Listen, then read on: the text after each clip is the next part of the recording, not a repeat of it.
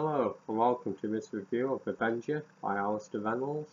It's the latest offering in science fiction, released earlier this month.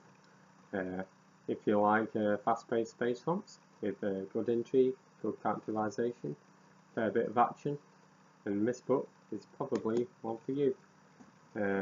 So I have only read two Alastair Reynolds books, his latest offerings and his earliest novel, Revelation Space.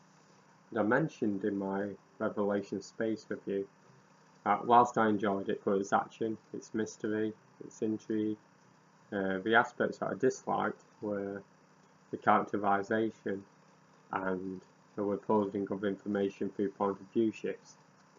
Now, Avenger deals with these two nitpicks in a very clever way.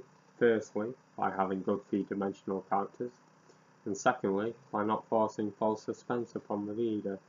Easy, right? So 2 thumbs up. So characters, they do have a life to them.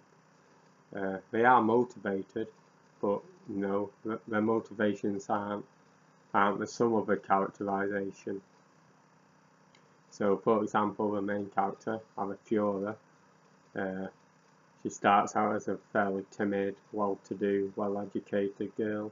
She's sort of led astray by her older sister, and she's a bit more passive, and gradually she grows to be stronger, more cunning, more self-assured, and she asserts a leadership as the story drives her to evolve. So she's still sort of the same basic character, but she's growing over time. And it's not just her, there are other characters, and their relationships as well grow stronger, grow more frayed as the story goes on, so that's done very well. The suspense, as I say, it's better dealt with because the reader's sort of clued into what's going on. So throughout the novel, these space crews are going onto these planets, infiltrating them when the shields go down, and they have to get out again before the shields go back up and they're trapped inside. So the reader knows when the shield's going up, the characters for the most part know when the shield's going up, so the drama is sort of building up as time is running out, and that's done well to keep up the suspense, rather than just not telling the reader and then revealing it and having it, fall flat. Other aspects to like about this book, strong female characters, which is good, but they've also set alongside with strong male characters. So you're getting all these individuals with good characterisation, and you're not just getting token characters, is what I'm getting at. So you're getting a world full of decent characters and not just placed there to fill, this quota. Good set of action pieces. You can see the ship here, it's quite small, quite cluttered, and quite claustrophobic. So when the action's taking place on the ship, if it's being raided or invaded or whatever, you sort of feel crammed in with the characters. Alastair Reynolds is known for his science behind the novels, and this one's sort of no different. There's no faster than light travel, which adds to the suspense because, as I say, these baubles, which are the planets, I guess, the shielded planets with treasure in them, the shield goes up, but the shield also goes down, and that's the time when you can get into the baubles, get the treasure and get out. But because there's no faster than light travel, you'll have to sort of be around the planet when the shield goes down to get into it. So without faster than light travel, that adds to the suspense. As I said at the beginning, the prose, fast-paced, easy to read, easy to get into. I think I've heard it described as Treasure Island in space, which is a quote I've sort of taken on because I think that does sum up the book quite well. And one final aspect I liked was the Doctor Who reference, reversing the polarity. I know Alastair Reynolds has written a third Doctor story, so I imagine that little bit's not coincidence, so that's a nice little touch. That gets a thumbs up. So what's the plot about?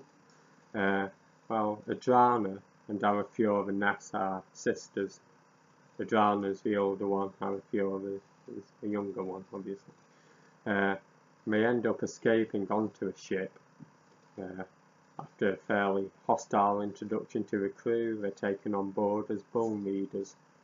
And what bone readers do, are they utilise these skulls to interface with other ships and other bone readers on the ships. But only younger people have the skill to interface with these skulls.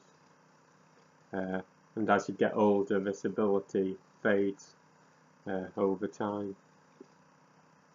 So they're recruited onto a ship to sort of use the skull to pick up rumours or bits of information as to which baubles, these planets, to go to get some loot, sell it off, get some money.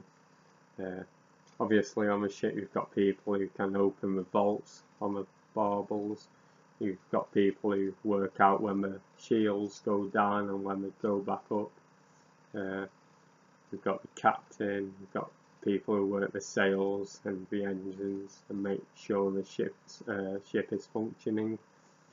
We've got all these crew members who are sort of forced to get along.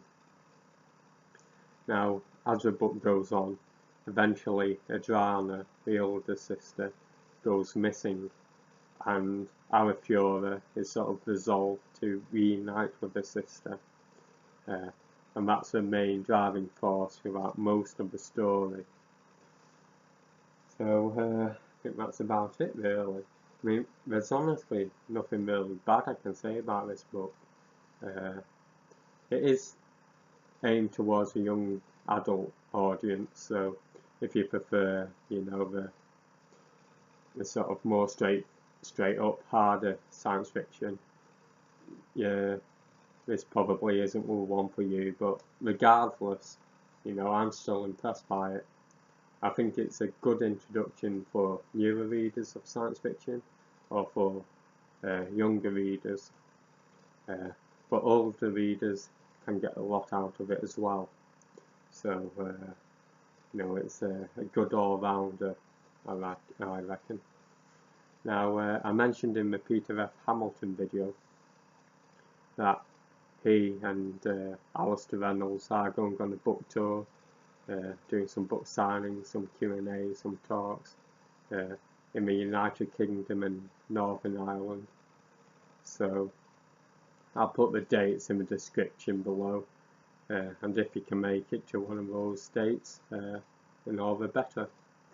Now I think I'll best be going off to bed because I found out that I have a 10k race tomorrow. I thought it's next week, whoops. So we'll see how that goes. So thank you for watching, have a good day, and I'll see you later. Bye.